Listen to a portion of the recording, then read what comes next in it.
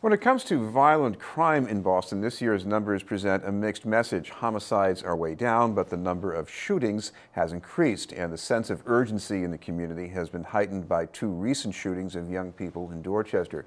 As a result, a crime summit has been planned by the Boston NAACP, the Urban League, and the New Democracy Coalition. To tell us about the effort are two guests from the coalition, event organizer Barry Lawton and community organizer Jacinth Cooke. Thank you both very much for being with us.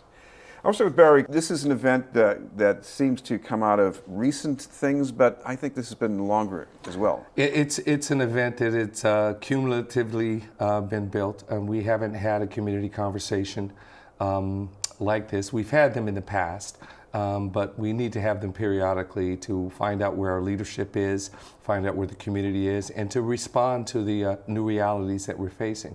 And in this case, it's the recent surge in violent crime. Jacinth Cooke, talk about the role for younger people, young leaders that you see coming out of this effort. I think they drive our communities, right? They know the technology, they know the ways to spread the word, they know how to get youth involved. So if we use our youth to target youth, I think that it'll help lead these programs. Barry, what about the sense of urgency here? Because we've had problems before. We've always been told that yes, there's something to address this, something else to address it. So, what's new in this? Well, I think the sense of urgency is that in about a week we're going to have tens of thousands of young people out on the streets, and we need to have things for them to do, things that are productive, things that contribute to their lifelong learning. We don't have the resources that are out there available to them. There are problems with connecting them with resources. So we want to have that type of conversation. But, more importantly in this summit, we want to stimulate our leadership. We want to galvanize the community to have a response. We want to have the safest 2015 summer we possibly can have. We need to change the narrative of don't snitch to everybody tells. This protects us from and serves as a deterrent for perpetrators of crime, but it also lets those people know that we have not captured for crimes, violent crimes that they've committed in our community, that they are not off the hook. Right. Coming back to Jacinth, the don't snitch problem, it's not just in one community, and it's been around a long time. Right. So what can be done about that? Unfortunately, it's difficult because that's how people are either raised or taught, right? You don't go out and tell, and it's for either your safety or your family's safety. So if we can find a way to let people know it's okay to inform someone. If there's a crime that goes on in your community, if it was your family or your siblings or anyone that you knew, you would want justice. And we want justice for these families. We want justice for our youth. So it is absolutely okay to inform the right people, and we'll make sure that everyone is safe in that way.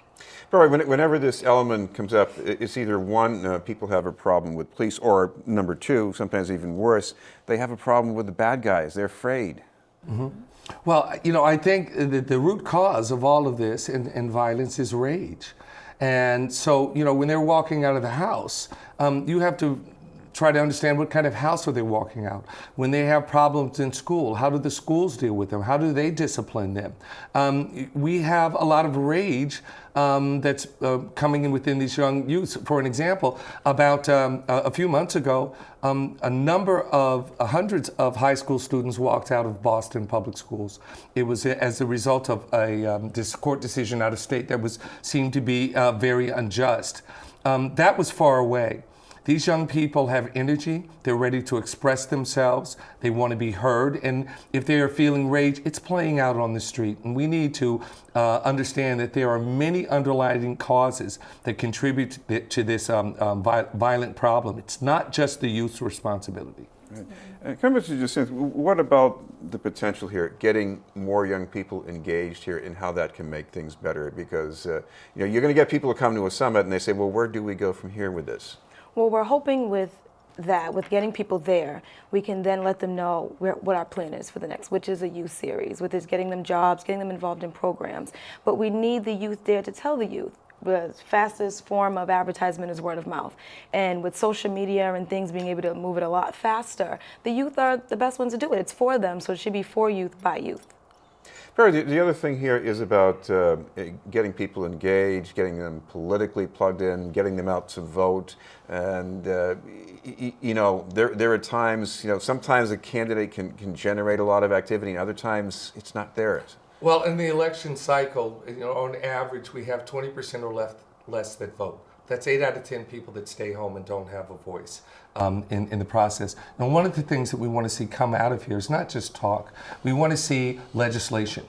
We want to see budget line items. We want influence on policy. We want influence on new initiatives. So what we have to do at this meeting, again, is to galvanize the community, stimulate our leadership, have them tell us exactly what they need to get what we need. That conversation needs to happen, and that communication needs to happen. Just what about that? The outlook on jobs. The city's recently done a little bit more than it has in the past, but you know, not much new from the state. People are just struggling to hold their ground. And I mean, how do you get people to get things to come out better than that? With jobs? Yes. Well, they're needed in our city, not just jobs, but programs. Just like he said, we're going to have thousands of kids hitting the streets as soon as school ends. Are they signed up for camps? Are they signed up for programs that will have them entertained all day long? Idle minds and idle hands, well, we can't promise that they'll be in something positive unless we put them in something positive, which are jobs and which are programs. There's summer camps, there's overnight camps, and they're right here in our city, but we need them. And we need to let our leaders know that we need them, and those are the people that we plan on putting in place. Barry, give me a little more detail on this meeting. This is happening on the 25th? The meeting is happening on the 25th of June, Thursday, a night at 7 p.m., and it was hastily called, and so we know that we could not reach out to everybody, but we're reaching out even as we speak right now, and we hope that the Youth Summit, the next summit that we have in this process, will have more people and more organizations involved. Thank you very much for being with us, Barry Lawton and Jacinth Cooke from the Thank New you. Democracy Coalition. We'll have more news in just a moment.